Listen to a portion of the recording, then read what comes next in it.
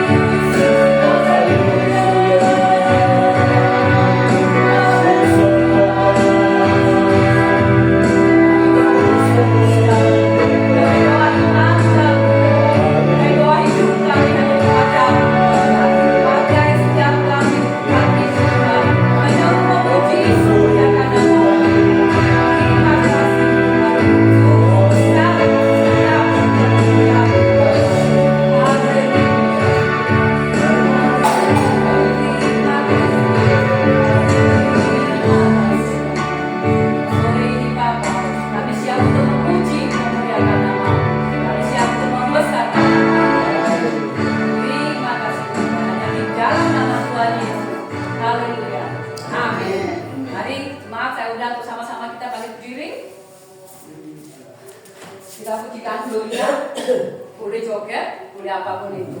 Yang penting hati Tuhan senang. Amin. Amin.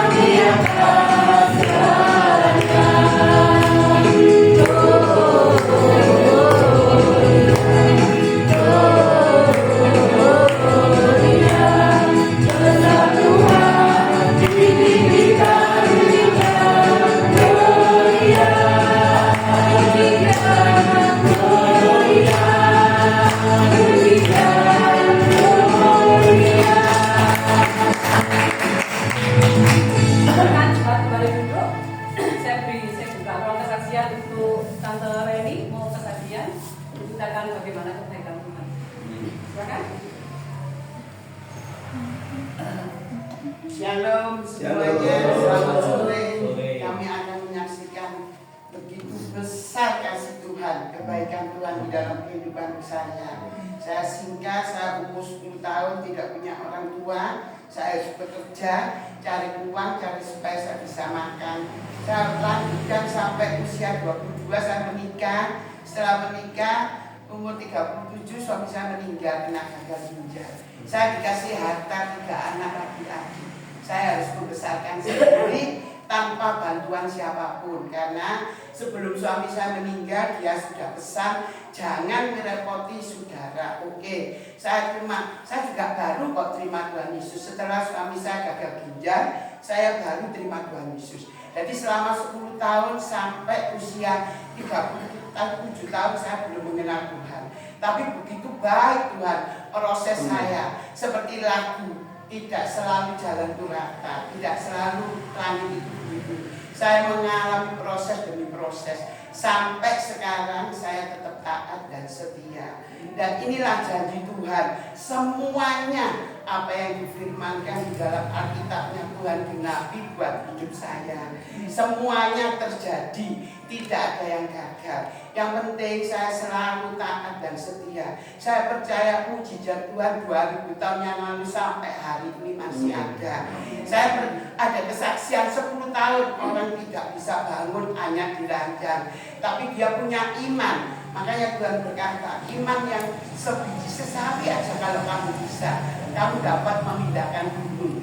Itu artinya kita harus punya iman. Apapun yang terjadi dalam keadaan kita harus nomor 1 bersyukur, karena rencana Tuhan tidak ada yang gagal. Asal kita taat, setia, hidup benar, dan khususnya hidup kudus. Apa yang Tuhan mau kita harus mau taat. Proses itu pasti ada. Kalau tidak mengalami proses, tidak akan kita menang di dalam Tuhan.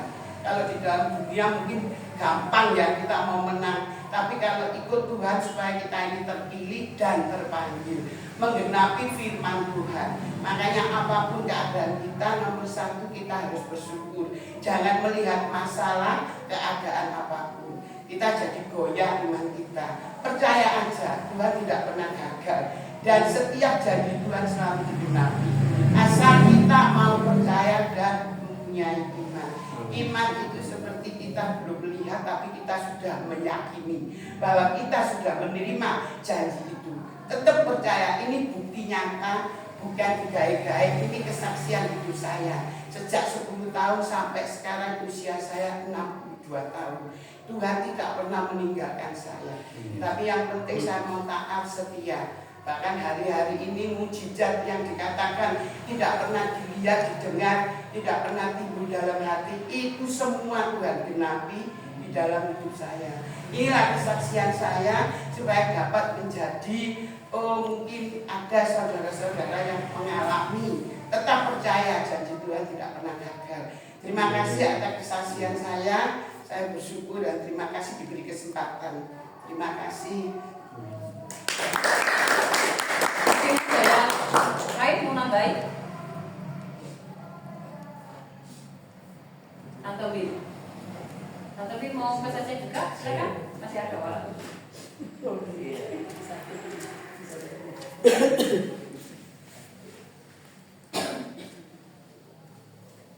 Selamat sore semuanya. Saya bersyukur kita bisa berkumpul di sini, walaupun sudah kemarin ketemu yang November, tapi Tuhan baik, kita ketemu lagi.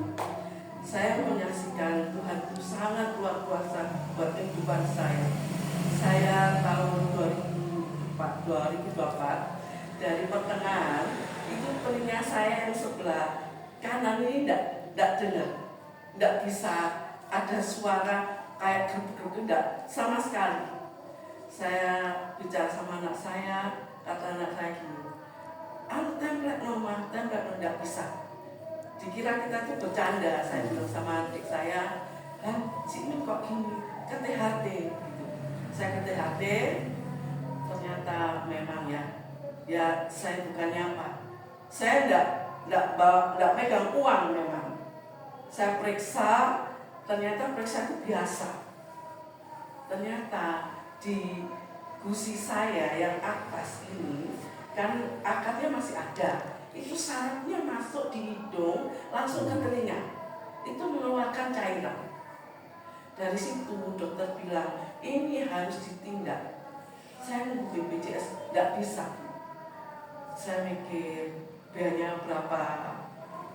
Terus saya bicara sama keluarga saya, Jumat saya ngambil tindakan, ternyata itu ada cairannya kasus setengah gelas. Dari situ tidak selesai, saya harus foto, itu foto di Sigma, itu panorama. Saya kan tidak ngerti panorama itu apa.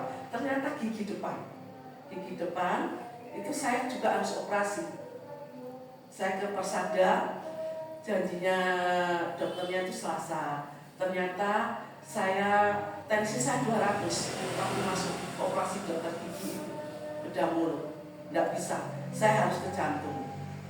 Dan jantung sudah 3 hari. Setelah 3 hari saya kembali lagi ke bedah mulut, diambil di sini. Ternyata akar tuh ada 3, sulit, sakitnya selama itu. Saya hampir pingsan waktu itu, tidak bisa makan sebulan. Tapi Tuhan itu baik. Walaupun saya tidak punya apa-apa, tapi Tuhan itu sediakan apa yang saya perlukan di dalam kehidupan saya. Saya statusnya kan janda, juga jual kue. Tapi Tuhan sungguh luar biasa. Apapun Tuhan itu pasti. Saya percaya Tuhan itu baik dimanapun juga. Terima kasih. Di nama Tuhan, apapun masalah yang terjadi, seseorang boleh terjadi, tapi satu, kita selalu minta terhubung sama Tuhan. Segala persoalan, segala masalah apapun dulu saya takuti, tapi sekarang puji Tuhan saya ada kekuatan. Ayo aku langkah sama Tuhan. Pasti semua bisa, pasti semua kita menang. Amin. Mari kita siapkan hati kita untuk melakukan Tuhan.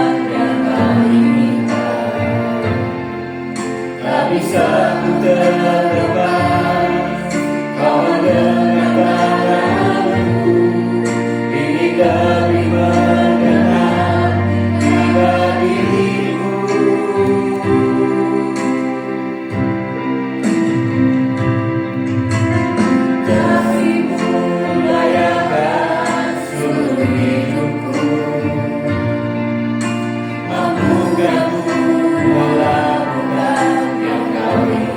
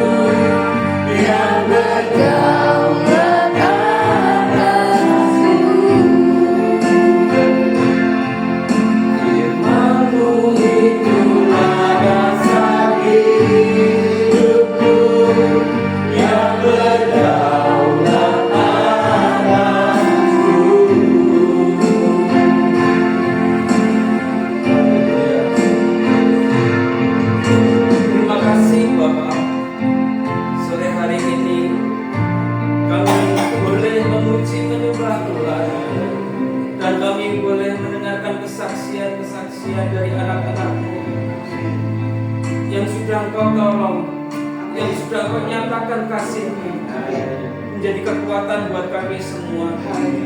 Terima kasih Tuhan. Engkau berbicara melalui kesaksian itu. Engkau berbicara melalui hati kami. Terima kasih Tuhan. Kiranya berkenan kepada Tuhan. Pujian penyembahan kami, ampuni kami Tuhan apabila masih jauh dari sempurna, tetapi kami ingin berusaha lebih baik lagi di hadapan Tuhan. Demikian Tuhan, tiba waktunya kami mendengarkan sabda firman-Mu.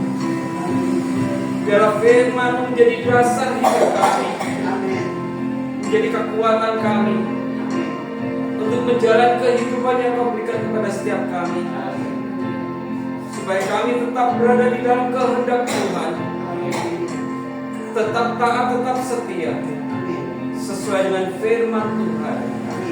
Terima kasih Bapak. Kami sambut firman-Mu di dalam nama Tuhan Yesus Kristus. Haleluya. Amin. Silakan duduk Bapak.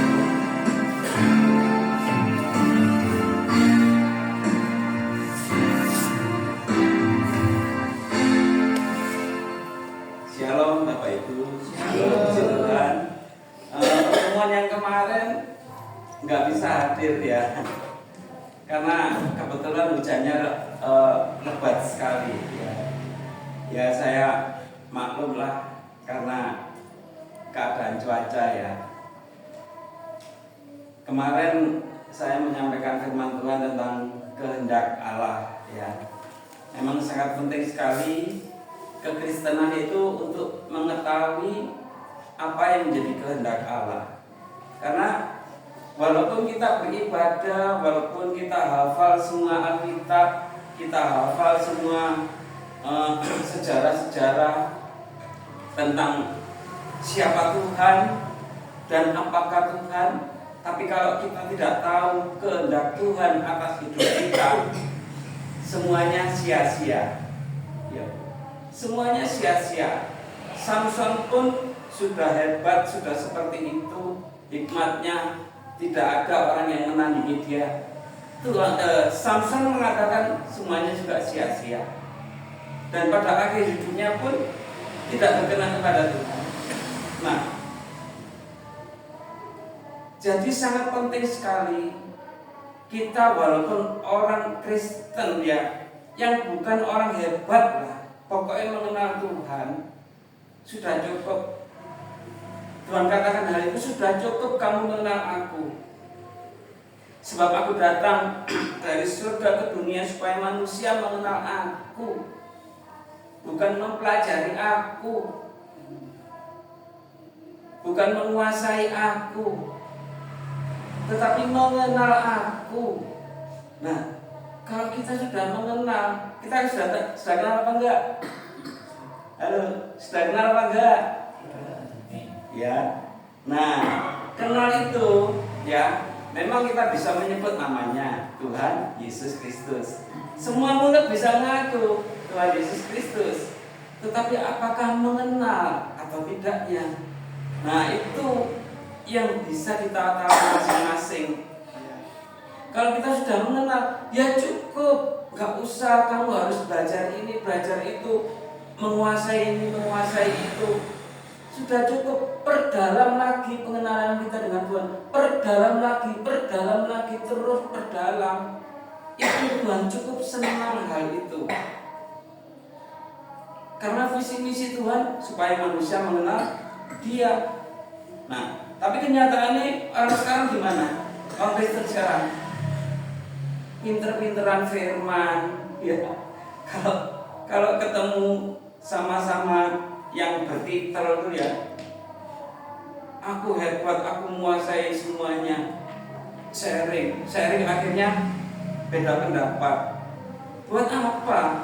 Tuhan tidak nyuruh seperti itu kok, betul apa enggak? Tuhan tidak menyuruh seperti itu. Cukup kamu mengenal aku, rendahkan dirimu di hadapanku, seperti anak kecil yang nggak tahu apa-apa, polos, nggak ada politik, nggak ada motivasi, nggak ada keinginan-keinginan daging gak ada, polos seperti anak kecil. Cuman itu yang Tuhan mau. Nah inilah, kalau kita sudah seperti anak kecil, maka terjadilah kehendak Tuhan atas hidup kita. Sehingga walaupun kita bodoh, tapi tahu kehendak Tuhan, kita tahu tujuan hidup kita. Amin. Pasti goal. Tapi kalau kita cuman pinter tok, cuman hebat tok, tapi nggak tahu kehendak Tuhan, percuma. Betul apa enggak? Percuma. Kenapa Samson harus ditulis di Alkitab? Supaya hidup kita tidak sia-sia. Dengan belajar kisah dari Samson, dari Salomo. Kita belajar dari Salomo. Supaya apa? Supaya kita tahu arah hidup kita, agar tidak sia-sia seperti Salomo. Nah itulah tujuan Alkitab dibuat, tujuan Alkitab ditulis, tujuannya supaya kita tahu arah hidup kita, agar apa? Tidak sia-sia. Amin. Amin.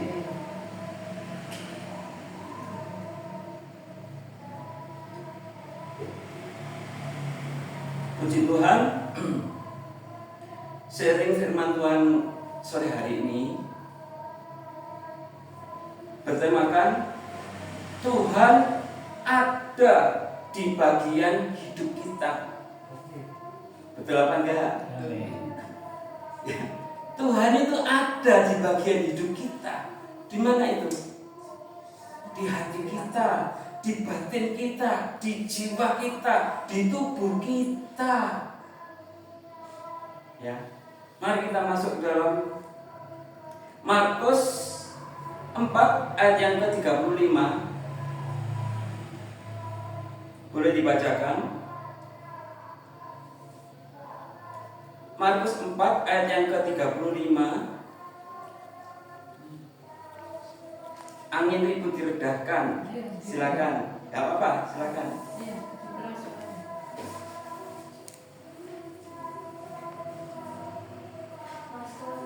Markus 4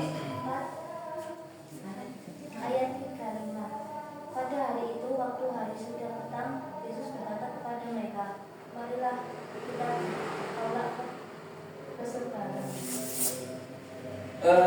36. Mereka meninggalkan orang banyak itu lalu bertolak dan membawa Yesus beserta dengan mereka dalam perahu di mana Yesus telah duduk di perahu-perahu lain juga menyertai dia. Amin. Silakan duduk.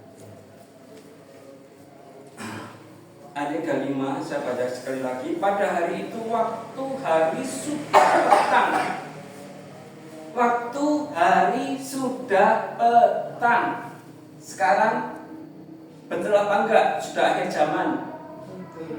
Ya, sekarang ini akhir zaman. Sudah petang. Waktu kita sudah petang. Enggak lama lagi Tuhan datang. Makanya Tuhan ngomong, marilah kita bertolak ke seberang.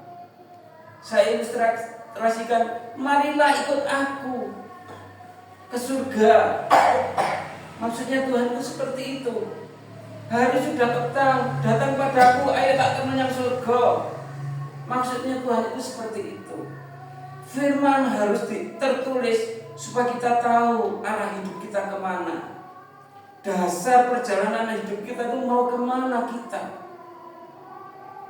Jadi bukan hanya firman dibaca, dihafal, sudah dipahami begitu saja, tapi tidak dimengerti dalam-dalam maksudnya apa. Kalau kita hanya tahu firman itu tertulis begitu saja, tanpa kita memaknai arti firman itu terhadap hidup kita, sia-sia. Ya, sia-sia. Ayat yang 36, maka mereka meninggalkan orang banyak itu lalu bertolak dan membawa Yesus beserta dengan mereka dalam perahu di mana Yesus telah duduk dan perahu-perahu lain juga menyertai dia. Tuhan Yesus ada di perahu Ya, Tuhan Yesus ada di perahu. Perahu itu apa sih? Perahu itu hidup kita ini loh. Kehidupan kita ini loh. Tuhan itu ada duduk di perahu kita. Ya. Tuhan ada di bagian hidup kita. Kita tidak sendiri, kita bersama Tuhan. Apalagi kita orang percaya. Betul apa enggak? Orang percaya sudah tahu siapa Tuhan, sudah tahu apa karyanya Tuhan di dalam hidup kita, apa yang sudah Tuhan perbuat di dalam orang-orang percaya. Nah, itu yang dimaksud orang percaya, bahwa di dalam hidupnya ada roh Allah tinggal di dalam kita. Jadi kita tidak dibiarkan sendiri sama Tuhan. Apalagi kita sudah mengenal siapa Tuhan, dan Tuhan pun pasti Dia tahu siapa kita. Betul atau enggak? Betul. Orang lain yang tidak percaya pun Tuhan tahu kok. Betul apa enggak? Tuhan tahu walaupun mereka bukan orang percaya. Apalagi orang percaya, Tuhan pasti tahu. Nah, ini pertanyaannya. Kenapa kita orang percaya kok masih seperti orang tidak percaya, tidak tahu Tuhan? Padahal Tuhan itu duduk di perahu hidup kita. Padahal Tuhan itu duduk di perahu hidup kita, duduk di hati batin kita. Cuman apa? Ya. Kita tahunya komplain, dan komplain. Tuhan, aku sudah begini, aku sudah begitu, aku sudah ini, sudah itu, aku sudah sekolah, aku sudah menguasai. Kenapa hidupku seperti ini? Selalu bertanya, seolah-olah Tuhan itu tidak ada. Padahal Tuhan itu duduk di perahu hidup kita.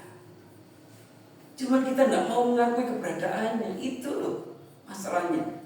Kenapa hidup kita masih begini saja? Jangan salahkan Tuhan. Cuman kita yang tidak mau mengakui keberadaannya, bahwa Dia duduk di batin kita. Amin. Amin.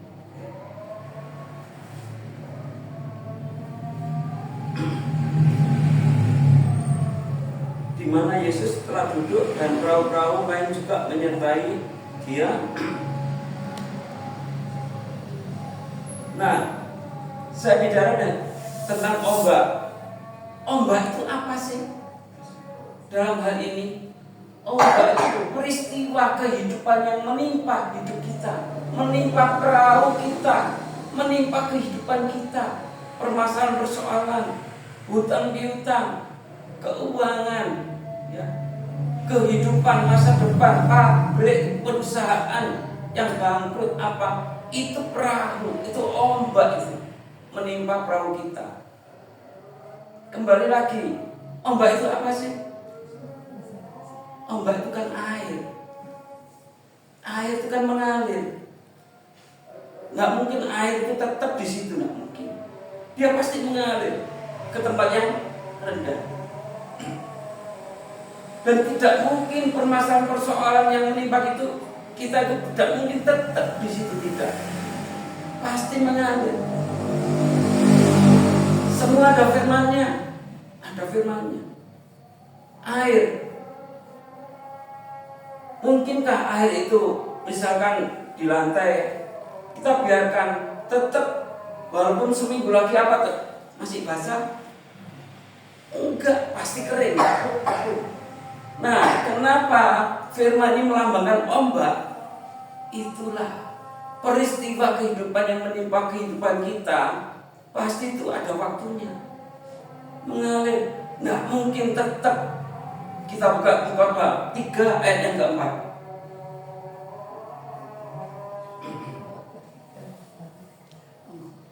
Khotbah 3 ayat yang keempat. Silakan dibacakan. Khotbah 3 ayat 4. Ada waktu untuk menangis, ada waktu untuk tertawa, ada waktu untuk meratap, ada waktu untuk menari. Nah, semua ada masanya, ada waktunya. Tidak mungkin ombak itu tetap di atas perahu kita, tidak mungkin. Peristiwa, permasalahan, persoalan hidup kita, beban hidup itu tidak mungkin tetap kita terima.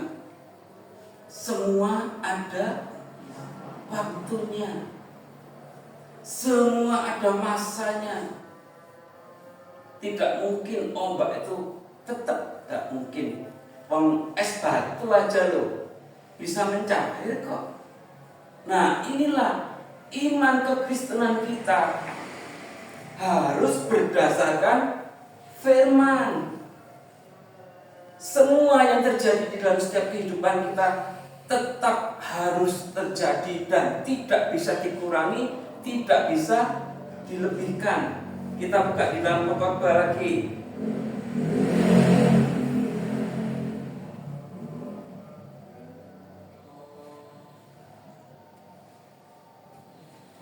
Pengkhotbah 3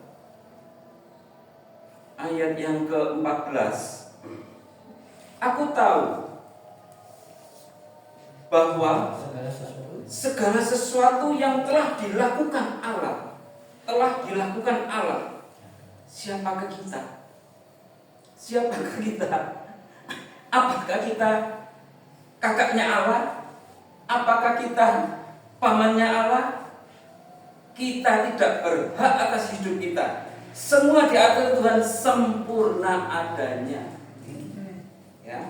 Sesuatu yang terjadi, sesuatu yang dilakukan Allah akan tetap ada untuk selama-lamanya. Itu tidak dapat ditambah, tidak dapat dikurangi. Allah berbuat demikian supaya manusia takut akan Dia. Loh, berarti simpel sebetulnya firman Tuhan. Supaya ombak hidup kita itu tidak menimpa perahu kehidupan kita. Bagaimana ketaatan sikap hidup kita di hadapan Tuhan. Itulah yang Tuhan mau. Kerendahan hati kita itu yang Tuhan lihat. Sadari diri kita ini siapa di hadapan Tuhan. Jangan sok pinter, sok hebat di hadapan Tuhan. Kita ini bukan apa-apa. Kita ini debu, debu, dan debu. Tidak ada artinya. Kita harus menyadari hal ini. Kalau kita mau sadar hal ini, hidup kita akan pasti bersyukur. Bukan semoga, bukan mungkin, tapi pasti bersyukur. Karena apa? Semua kehidupan kita sudah ditetapkan Tuhan sejak dalam kandungan sampai mati. Itu sudah terlukis sempurna oleh Tuhan. Tinggal apa? Tinggal kita mengikuti kehendak Tuhan, maunya Tuhan. Itu tadi. Samson, Salomo, orang hebat. Tapi mereka tidak tahu kehendak Tuhan. Daud, terus Saul tidak tahu kehendak Tuhan. Makanya harus tertulis di dalam Alkitab supaya kita yang bisa baca Alkitab ini tahu arah hidup kita. Kenapa nabi-nabi harus ditulis kisah hidupnya? Ayub yang seperti itu, kisah hidupnya seperti apa? Supaya kita tahu. Contohnya Daud. Kenapa Daud harus tertulis di Alkitab? Kita bisa meniru baiknya Daud, cintanya Daud terhadap Allah, pengakuan Daud terhadap Allah, dekatnya Daud, intimnya Daud terhadap Allah. Tetapi jangan diambil selingkuhnya Daud, jeleknya Daud, jangan. Ya, Daud membunuh Uria, Daud berperang banyak orang. Jangan dilihat negatifnya, ambil positifnya. Kalau kita sudah tahu hal ini, kalau kita bisa memahami kisah Daud, otomatis apakah kita gak lebih dari Daud? Halo? Kita tahu, selingkuh tidak baik, membunuh tidak baik. Aku tidak mau seperti Daud yang negatif. Aku mau positifnya Daud. Itulah artinya Alkitab ditulis. Supaya kita bisa memilih arah hidup kita kemana. Aku tidak mau negatifnya Daud. Aku mau positifnya Daud. Kalau sudah kita memahami hal ini, otomatis penilaian Allah terhadap kita lebih dari Daud. Betul apa enggak? Karena kita tidak berbuat yang negatif dari Daud. Nah, itu salah satu contoh. Demikian juga Saul, apa negatifnya apa, positifnya apa.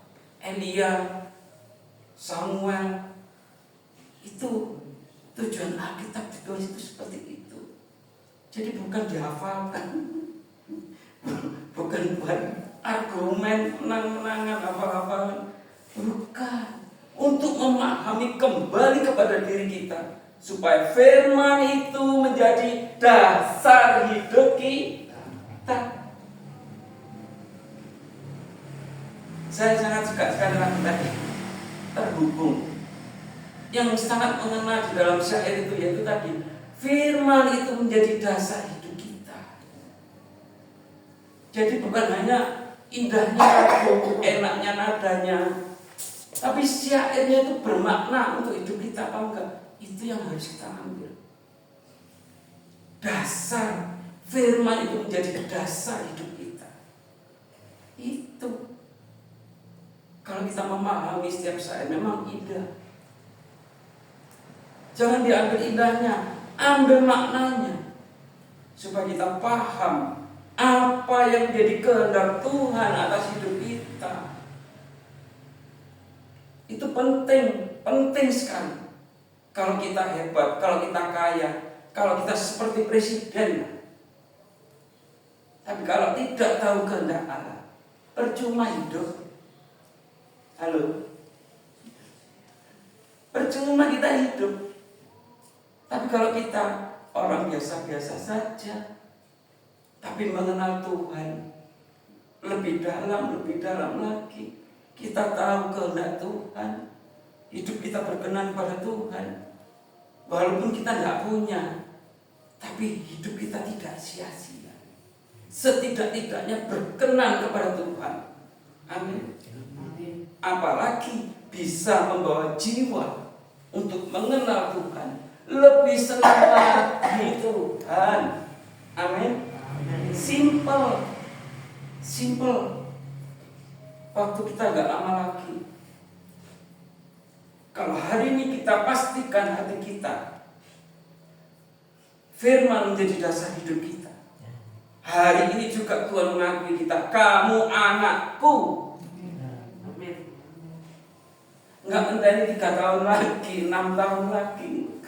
Enggak bayar, gratis. Enggak ada ujian, enggak ada ijazah.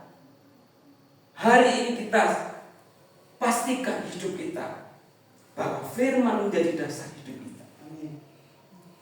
Maka hari ini pun juga kita dianggap menjadi anaknya Bapa. Bukankah Tuhan Yesus menginginkan hal itu? Ya, Tuhan ingin kita semua anak-anak Bapa. Anaknya Bapa kita semua. Kenapa? Buktinya Tuhan Yesus mengajarkan kita doa Bapa kami. Berarti doa kita disuruh memanggil Bapa. Kalau kita disuruh memanggil Bapa, berarti kita anak. Sederhana, simple. Bukankah Tuhan Yesus mengajarkan hal itu? Ya. Berarti kita semua harus seperti Tuhan Yesus. Gampang apa enggak? Gampang. Cuman apa? Rendah hati, taat setia. Itu rahasianya. Sabar. Ya. Cuman itu rahasianya. Gak tunggu kita harus kaya dulu, enggak. Gak tunggu kita harus pintar dulu, enggak. Justru kita semakin seperti anak kecil, semakin tidak tahu apa-apa, semakin polos, semakin tubuh katanya roh Jawa. Tuhan semakin memenuhi kita Roh Kudusnya. Dan Roh Kudus itulah Roh Allah yang memampukan kita melalui menerjang ombak-ombak tadi. Itulah bahwa Tuhan Yesus ada di dalam bagian hidup kita. Abot-abotnya Tuhan disalib, disiksa, sampai seperti itu pun dia membuktikan cintanya dia kepada kita. Gak usah soro-soro. Andai kata kita gak bisa tidur malam, bayang waktu Tuhan disiksa, waktu Tuhan disalib, waktu Tuhan dicambuk, waktu Tuhan dihina, diludahi. Itu bayangkan. Maksudnya apa? Supaya perasaan kita seperasaan dengan Tuhan. Loro lu nek disabet, loro lu nek diantem, loro lu nek diludahi. Sakit apa enggak? Sakit. Mau kita mengalami seperti Tuhan Yesus? Cuman membayangkan aja, renungkan. Cuman itu aja. Renungkan sakitnya Tuhan. Renungkan waktu Tuhan dipaku tangannya. Renungkan waktu Tuhan ditusuk ini lambungnya. Supaya apa? Kita seperasaan, sepikir dengan Tuhan. Sakitnya Tuhan itu kita juga merasakan. Nah, itulah yang dimaksud sehati sepikir dengan Tuhan. Supaya roh itu semakin menyempurnakan rasa kita terhadap Tuhan. Amin. Bingung apa enggak? Dengan kita memahami karya salib Tuhan, kita merasakan apa yang Tuhan rasakan. Itu loh. Kalau kita merasakan hal itu, pastilah roh itu akan tinggal di dalam bagian hidup kita. Dan kita menjadi satu seperti anak Allah. Jadi kekristenan itu harus bisa memahami diri kita sendiri, bukan memahami orang lain. Tukaran. Kalau memahami orang lain pasti tidak sependapat, beda pendapat. 10 orang aja 10 beda kok. Tidak mungkin orang kembar aja berbeda. Makanya itu kekristenan adalah memahami diri kita, mengalahkan kesombongan kita, mengalahkan keserakahan kita, mengalahkan egois kita, mengalahkan iri kita, mengalahkan karakter kedagingan kita. Itulah Kristen. Kalau sudah seperti itu, pasti Tuhan itu akan menghardik ombak. Tenang.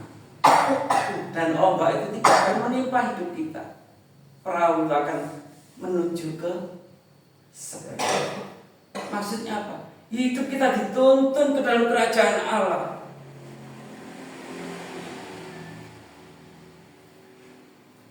Kenapa?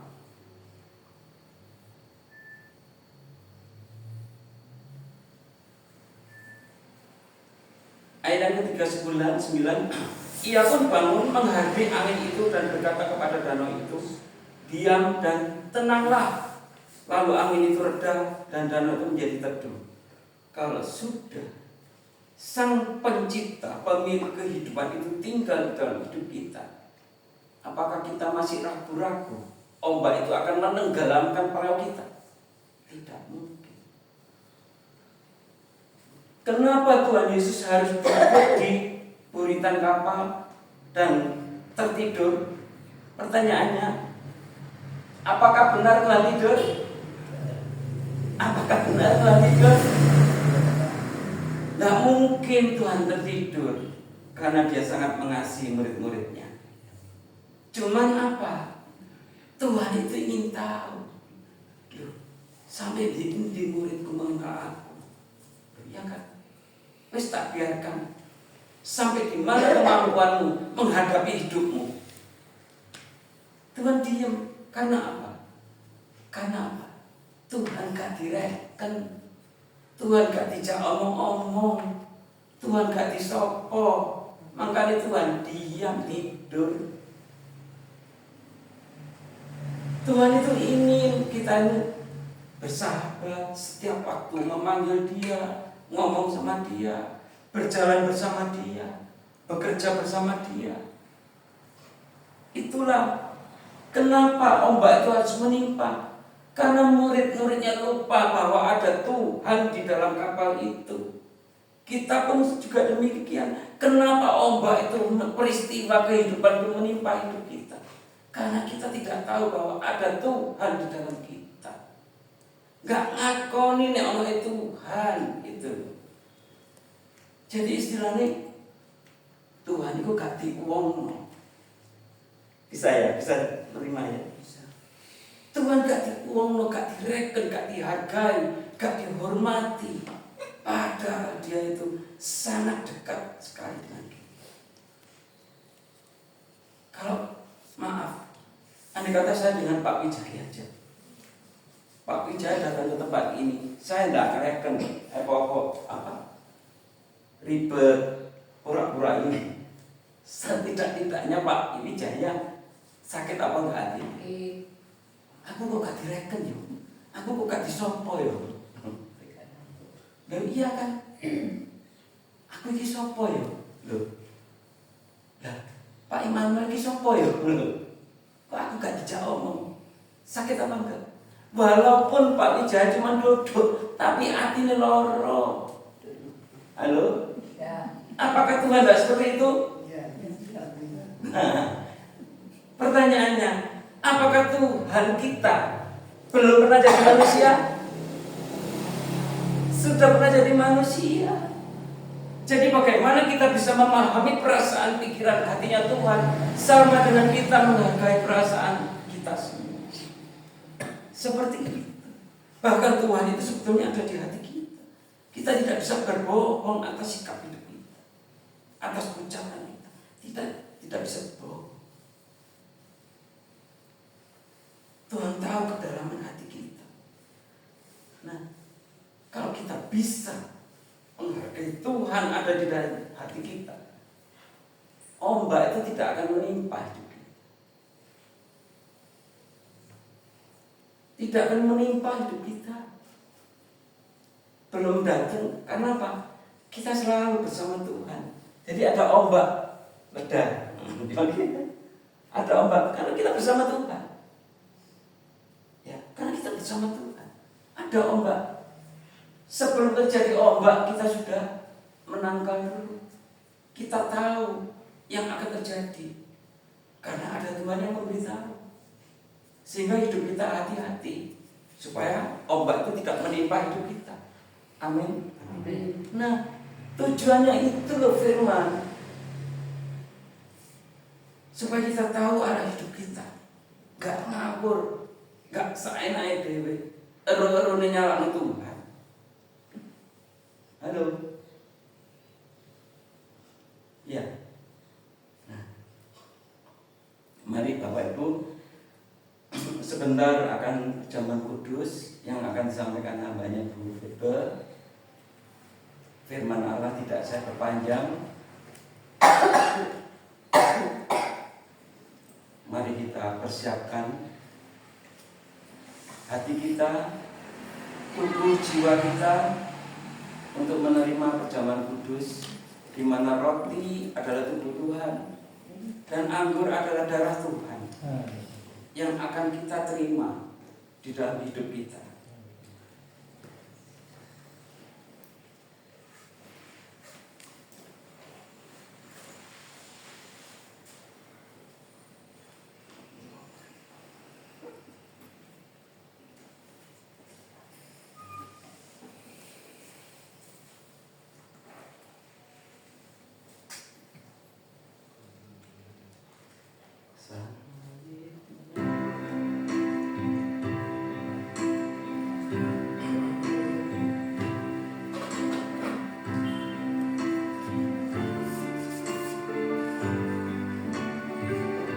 kita pujikan salibnya. Tuhan Yesus, terima kasih.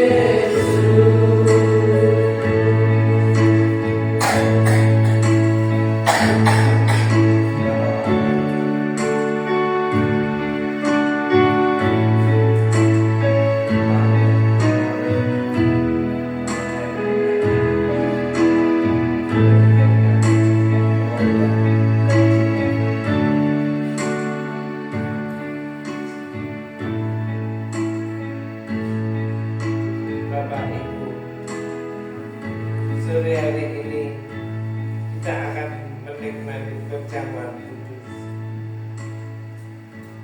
Kita harus bersih hati, harus bersih pikiran. Kita harus sungguh-sungguh menghormati akan tubuh dan darahnya Kristus, yang mana Tuhan telah rela berkorban mati untuk menebus dosa kita dan bangkit bersama kita. Dan pada sore hari ini kita bersama-sama di tempat ini. Percayalah, Tuhan adalah mujizat. Yang sakit disembuhkan, yang susah dihiburkan, yang jalan buntu Tuhan beri jalan keluar. Firman telah mengatakan di dalam Yohanes 6 ayat 51, sebab aku roti yang telah turun dari surga. Jikalau seorang makan dari roti ini, ia akan hidup selama-lamanya. Dan roti yang kuberikan itu adalah dagingku yang akan kuberikan untuk hidup. Firman Tuhan mengatakan, maka kata Yesus kepada mereka, aku berkata kepadamu, sesungguhnya jikalau kamu tidak makan daging anak manusia dan minum darahnya, kamu tidak akan mempunyai hidup di dalam dirimu. Barang siapa makan dagingku dan minum darahku, ia mempunyai hidup yang kekal, dan aku akan membangkitkan dia daripada akhir zaman. Bapak Ibu yang dikasihi Tuhan, firman Tuhan mengatakan, sebab dagingku adalah benar-benar makanan dan darahku adalah benar-benar minuman. barang siapa makan dagingku dan minum darahku, ia tinggal di dalam aku dan aku di dalam dia. Seperti Bapa yang hidup mengutus aku dan hiduplah Bapa, demikian juga barang siapa memakan aku akan hidup oleh aku. Bapak Ibu, di atas meja tersedia roti dan anggur ini. Percayalah, roti adalah tubuhnya Tuhan. Cawan ini adalah darahnya Tuhan Yesus. Maka roti yang telah turun dari surga bukan roti yang dimakan nenek moyangmu dan mereka telah mati. Barang siapa makan roti ini dan dia hidup selama-lamanya. Marilah kita sebelum menikmati kita berdoa lebih dahulu.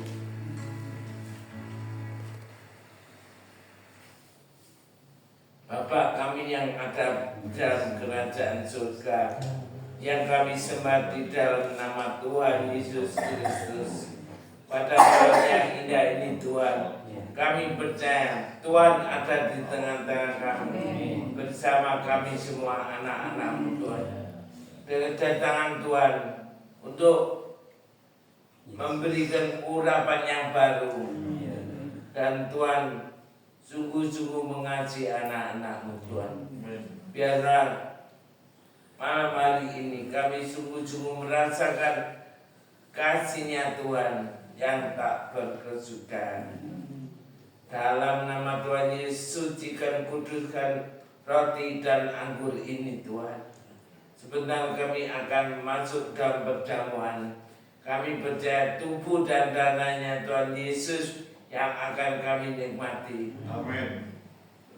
Tuhan telah mengingatkan pada kami bahwa Tuhan rela mati untuk menebus dosa kami, dan Tuhan sudah bangkit bersama kami.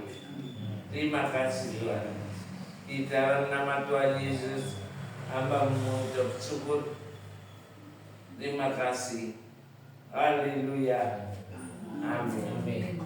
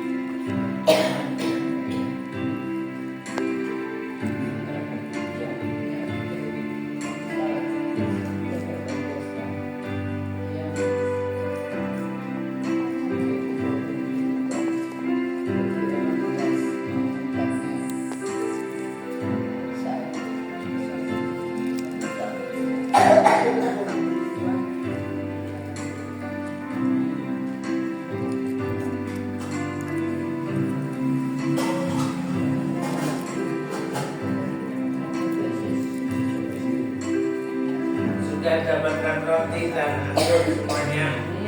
Mari kita bangkit berdiri. Kita angkat roti lebih atas dari kepala kita.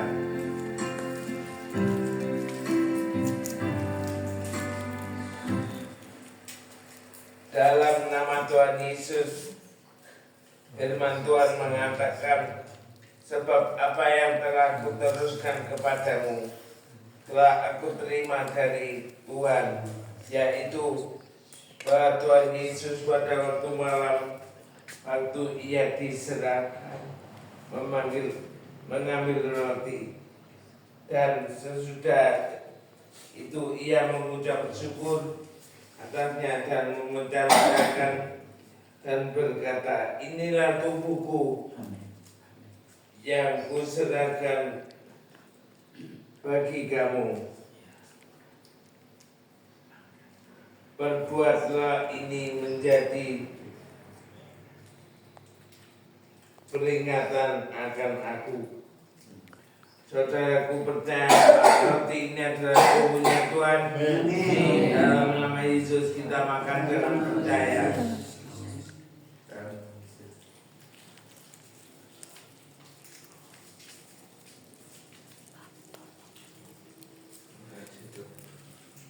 Terima kasih Tuhan Yesus. Terima kasih Tuhan. Kita angkat cawan lebih atas dari kepala kita. Firman Tuhan mengatakan, demikian juga ia mengambil cawan sesudah makan lalu berkata, cawan ini adalah perjanjian baru yang dimeteraikan oleh darahku. Perbuatlah ini setiap kali kamu meminumnya menjadi peringatan aku. Saudara percaya bahwa cawan ini adalah darahnya Tuhan? Amin. Minum dengan bijak dalam nama Tuhan Yesus.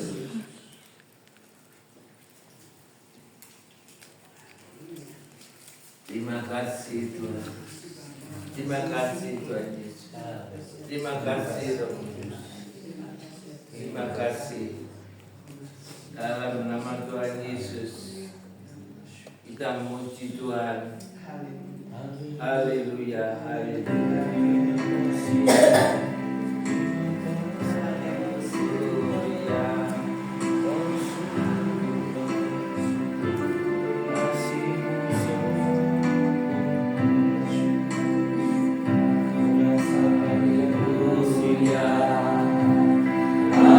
Hallelujah.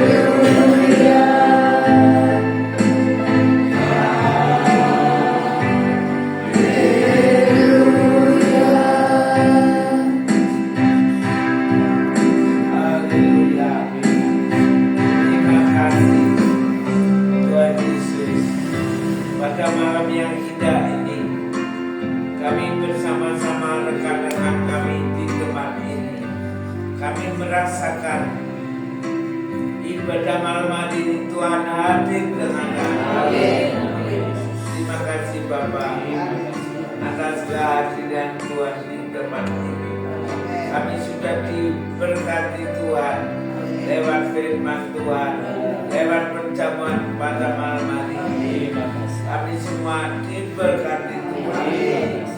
Terima kasih Tuhan Yesus atas kehadiran-Mu di tempat ini. Tuhan memberkati kami semuanya. Berkat Tuhan akan kami bawa pulang ke rumah tangga masing-masing, supaya seluruh keluarga diberkati Tuhan. Dalam nama Tuhan Yesus, hamba sudah berdoa. Kami percaya Tuhan sudah mendengarkan kami. Doa kami dari tempat ini. Haleluya.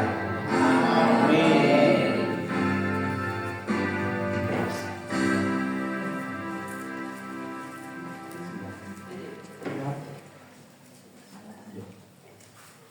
Saatnya kita akan memberikan persembahan yang terbaik. Tapi sebelum itu, mari kita sama-sama berdoa. Saya minta tolong Pak Wijaya untuk doa untuk persembahan. Ya Allah Bapa, di dalam nama Tuhan Yesus dan pertolongan Roh Kudus, Tuhan terima kasih buat penyertaan-Mu Tuhan di ibadah sore hari ini Tuhan.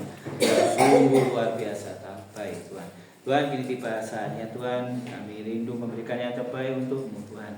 Kiranya Tuhan akan Kau pakai menjadi kebesaran pekerjaan di tempat ini Tuhan, yang siap memberi yang terbaik. Sama-sama katakan amin. Silakan memberi dengan penuh sukacita di atas segalanya.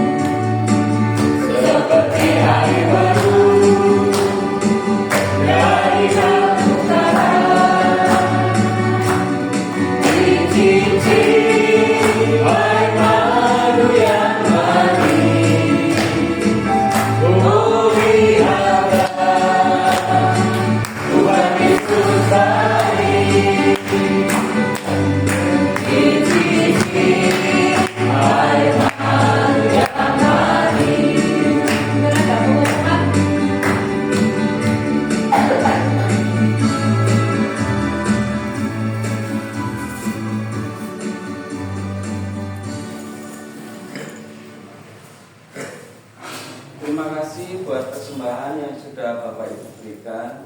Saya percaya apa yang Bapak Ibu tabur diperhitungkan sama Tuhan. Sebab firman Tuhan mengatakan menabur pasti menuai. Amin. Kita berdoa untuk persembahan malam hari ini. Terima kasih Bapak.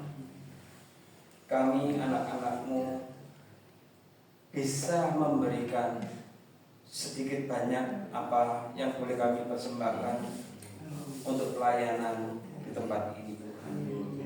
Semuanya Tuhan tahu, semuanya Tuhan memperhitungkan. Sebab firman-Mu iya dan amin. Tuhan melihat setiap hati kita.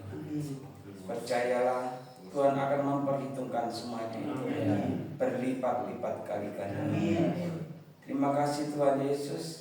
Demikian juga firman yang sudah kami terima, biarlah menjadi kekuatan tubuh jiwa roh kami. Untuk lebih lagi kami mengenal akan Tuhan, sehingga hidup kami tetap sesuai dengan kehendak Tuhan. Dan kami tidak khawatir lagi, sebab Tuhan ada di dalam hidup kami. Dalam nama Tuhan Yesus Kristus kami berdoa dan percaya. Haleluya. Amin. untuk berikutnya pertemuan di tempat ini tanggal 18. Ya, tanggal 18 Maret. Ya. Bapak Ibu boleh datang ke tempat ini. Kita jiwa-jiwa untuk mengenal akan Tuhan. Kita sama-sama belajar bagaimana kita lebih dalam lagi mengenal akan Tuhan. Saya tidak mengajarkan sesuatu yang lainnya enggak selain hanya pengenalan akan Tuhan. Karena satu visi misi Tuhan kenapa Dia mau datang ke dunia, supaya manusia mengenal. Cuma itu aja. Nah, kalau kita mau mengenal Tuhan lebih dalam lagi, itulah kehendak Tuhan. Amin. Otomatis jangan tanya Tuhan di mana. Tuhan pasti ada di dalam hidup kita. Itu pasti. Karena kita sudah mengenal siapa Dia. Amin. Amin. Tuhan Yesus memberkati. Mungkin ada tambahan. Ada tambahan. Sudah. Sekarang tanggal 4, nanti ketemu lagi tanggal 18. 2 minggu lagi. Iya, tempat ini. Nanti minggu depan tanggal 11 dan tanggal 26 kita ada pertemuan di Panji Suroso nomor 3. Ya, Malang. Boleh datang membawa jiwa-jiwa. Ya, saya berharap jangan orang Kristen yang dibawa. Ya, jangan orang Kristen. Soalnya Tuhan itu kan ngomong akhirnya, loh percuma kon teko tambah ini kon banyak tambah ini loh. Kan buat apa? Kan lebih baik kamu mancing di laut yang bebas itu supaya kamu taruh di tambak. Ya kan, jadi ikan piaraan. Nah, demikian juga harapan Tuhan, masuk dari jemaatnya lah yang lain dibawa ke tempat kita.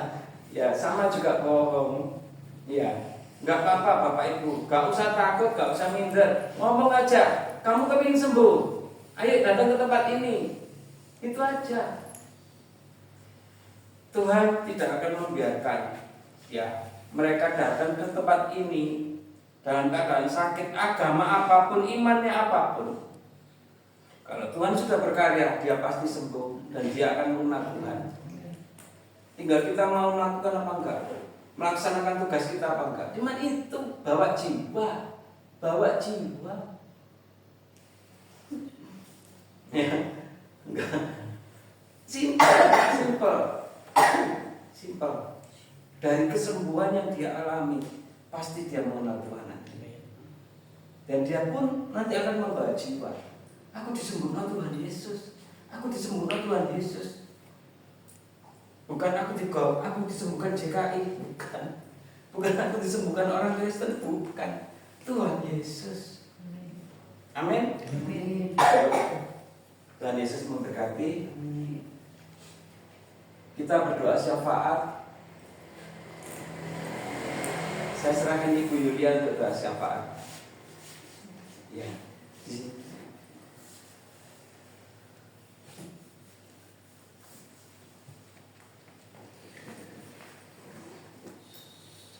Mari kita bersama-sama bersatu hati untuk berdoa bagi bangsa dan negara, juga untuk pemerintahan di bangsa kita, supaya negeri kita terus merendahkan diri pada Tuhan, supaya ada belas kasihan atas Indonesia. Dan nanti bisa kita bangkit berdiri bersama-sama doa untuk bangsa kita Indonesia.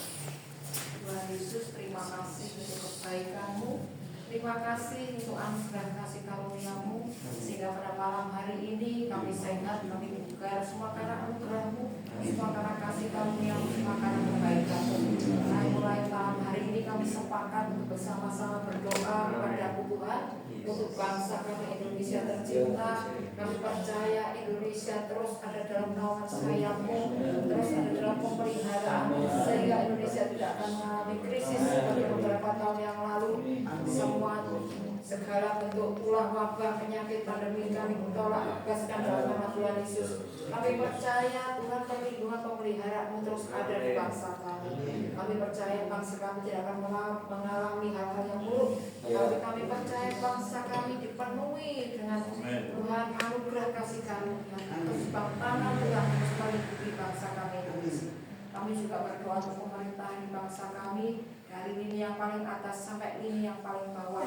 Kami percaya Tuhan ada roh takut akan Engkau, sehingga setiap pemerintahan yang dijalankan adalah pemerintahan yang dari Tuhan, yang mengacu kepada kebenaran yang dari Tuhan. Kami percaya Tuhan, Kau sudah memberkati bangsa kami Indonesia, dari Sabang sampai Merauke, dari Niaga sampai Pulau Rote, dan 38 provinsi di Indonesia, semua dalam naungan sayap perlindungan. Tidak ada bencana alam, tidak ada krisis pangan, tidak ada yang namanya tulah, tidak ada yang namanya gempa bumi atau bencana-bencana yang lain. Kami percaya semua dalam perlindungan Tuhan yang sempurna. Tuhan, Kau mengawal bangsa kami Indonesia. Ketika bangsa kami merendahkan diri di bawah kaki-Mu, setiap anak-anak Tuhan merendahkan diri di bawah kaki-Mu, Kau akan membawa bangsa ini semakin bangkit. Dan kami percaya bangsa ini juga akan mengalami terobosan, mengalami pemulihan, baik secara ekonomi, baik pun secara keamanan. Semua Tuhan dalam perlindungan-Mu. Kami juga berdoa tidak ada lagi Tuhan yang namanya PHK besar-besaran di seluruh Indonesia. Kami percaya anak-anak-Mu tetap bekerja dengan baik. Kau memberkati semua perusahaan-perusahaan yang ada, sehingga tidak akan mem-PHK karyawannya. Sehingga kami percaya Tuhan, Indonesia semakin bangkit di dalam Engkau. Kami percaya ada pemeliharaan perlindungan Tuhan sempurna atas bangsa kami Indonesia. Sekali lagi kami bersyukur untuk bangsa kami, kota kami di mana kami tinggal. Kau memberkati Jawa Timur Tuhan, khususnya kota Surabaya, kota Malang, kota Batu, Tuhan berkati lindungi sertai. Kami juga mengucap syukur Tuhan, Engkau juga memberkati cuaca yang bagus malam hari ini, sehingga Tuhan kami percaya bahwa semua karena anugerah-Mu, semua karena kasih karunia, dijauhkan Indonesia dari banjir dan dijauhkan Indonesia dari banjir bandang dan gempa bumi ataupun gunung meletus. Tuhan, Engkau yang melindungi, menyertai setiap kami. Juga hamba-hamba Tuhan berikan unity di dalam Engkau, sehingga setiap anak-anak-Mu Tuhan, gereja-gereja-Mu boleh menyambut Engkau datang kedua kalinya dengan kesiapan, dengan minyak yang baru yang selalu tersedia diberikan kami, dibuli-buli kami, sehingga didapati ada iman di bumi ini, didapati ada kegairahan di dalam menyembah Tuhan, didapati kami tetap setia di dalam Engkau. Biarlah kami dapat mengenal Engkau lebih hari lebih dalam, sehingga kami boleh mengenal Tuhan sebagai Tuhan dan Juru Selamat kami, dan nama Tuhan semakin dimuliakan di bangsa kami. Terima kasih Tuhan, kami mengucap syukur dalam nama Yesus. Haleluya. Sekarang Bapak Ibu angkatlah kedua tanganmu. Terimalah berkat dari Bapa, berkat turapan Roh Kudus yang dari surga.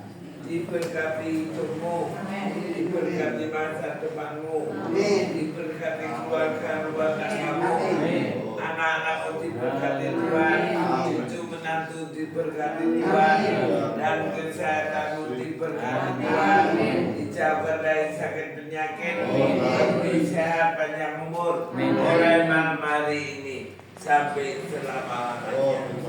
Yang sudah diberkati percaya dan katakan amin. Terima kasih.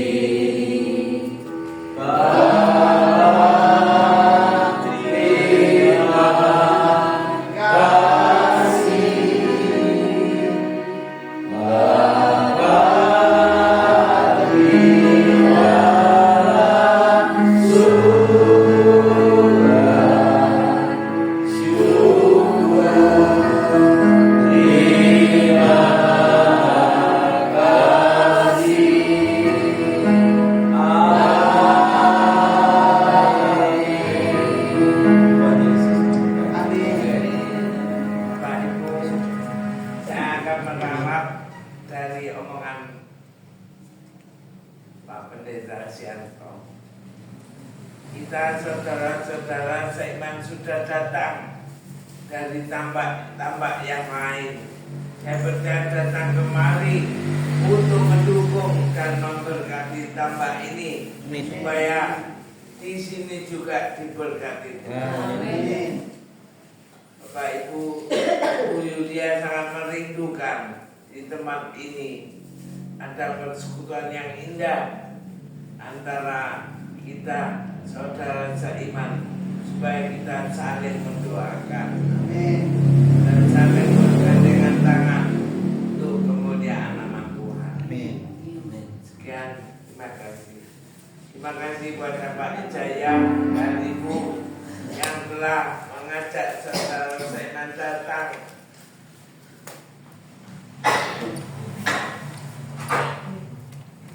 untuk mendukung pelayan di sini. Semuanya diberi penontonan Tuhan yang memberkati.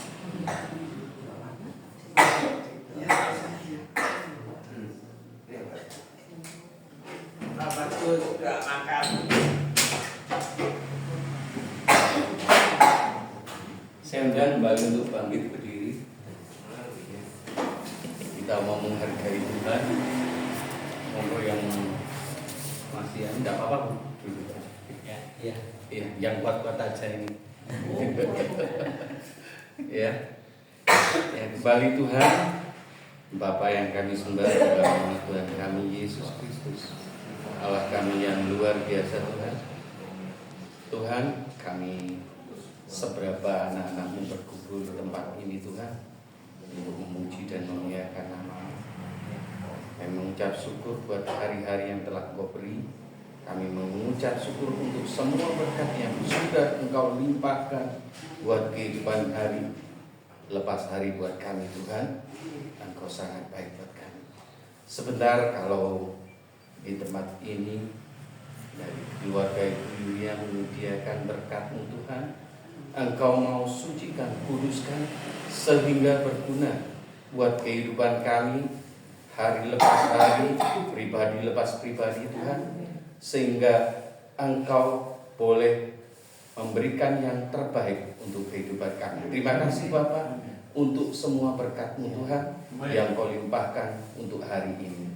Terima kasih atas semuanya Tuhan. Terpujilah Ibu Yulia Tuhan yang sudah memberkati kami dengan berkat-Mu. Terima kasih untuk semuanya Tuhan. Di dalam nama Tuhan kami Yesus Kristus, Allah kami yang hidup. Amin. Silakan.